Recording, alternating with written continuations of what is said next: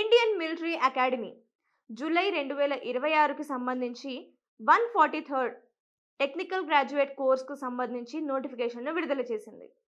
ఇందులో మొత్తం పోస్టుల సంఖ్య 30.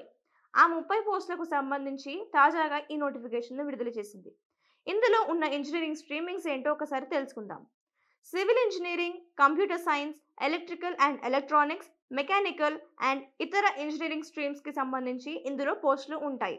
అయితే అభ్యర్థి ఇందులో దరఖాస్తులు చేసుకోవాలనుకుంటే వారికి ఉండాల్సిన కనీస అర్హతలేంటి, దరఖాస్తు చేసుకోవాలంటే ఆ విధానం ఎలా ఉంటుంది, ఆ తర్వాత ఎంపిక విధానం ఎలా ఉంటుంది తదితర వివరాలను ఈ వీడియోలో తెలుసుకుందాం. ఈ పోస్టులకు దరఖాస్తులు చేసుకోవాలనుకుంటే అభ్యర్థులకు ఉండాల్సిన కనీస విద్యార్హత సంబంధిత విభాగంలో బీటెక్ను పూర్తి చేసి ఉండాలి. ఇంతకు ముందు మనం తెలుసుకున్న బ్రాంచెస్ నుంచి అభ్యర్థి బీటెక్ని పూర్తి చేసి డిగ్రీ పొంది ఉండాలి. అలాగే ఈ దరఖాస్తులకు ఫైనల్ ఇయర్ చదువుతున్న వారు కూడా అర్హులే. కానీ జూలై 2026 తర్వాత ఈ ఫైనల్ ఇయర్ పరీక్ష రాస్తే గనక వారు ఈ పోస్టుకి అర్హులు కారు. సో ఈ విషయాన్ని అభ్యర్థులు గమనించుకోవాలి.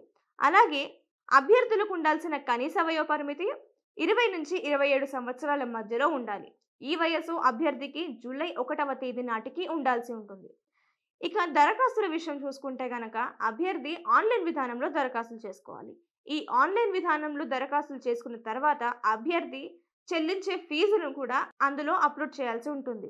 ఇక్కడ అభ్యర్థులు చూసుకోవాల్సిన విషయం ఇంకొకటి ఏంటంటే, ఈ దరఖాస్తులను అభ్యర్థి వచ్చే నెల అంటే నవంబర్ 6వ తేదీలోపే పూర్తి చేసుకోవాల్సి ఉంటుంది. ఇప్పటికే దరఖాస్తులు ప్రారంభం కాగా వచ్చే నెలలోపు ఈ దరఖాస్తులు ముగియనున్నాయి.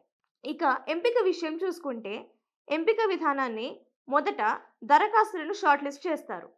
ఆ తర్వాత స్టేజ్ 1, స్టేజ్ 2 అన్నట్టు టెస్టులు ఉంటాయి. అంటే ఇంటర్వ్యూ అండ్ టెస్ట్. తర్వాత ఎస్ఎస్బి ఇంటర్వ్యూలను నిర్వహిస్తారు. అంటే సర్వీస్ సెలెక్షన్ బోర్డ్.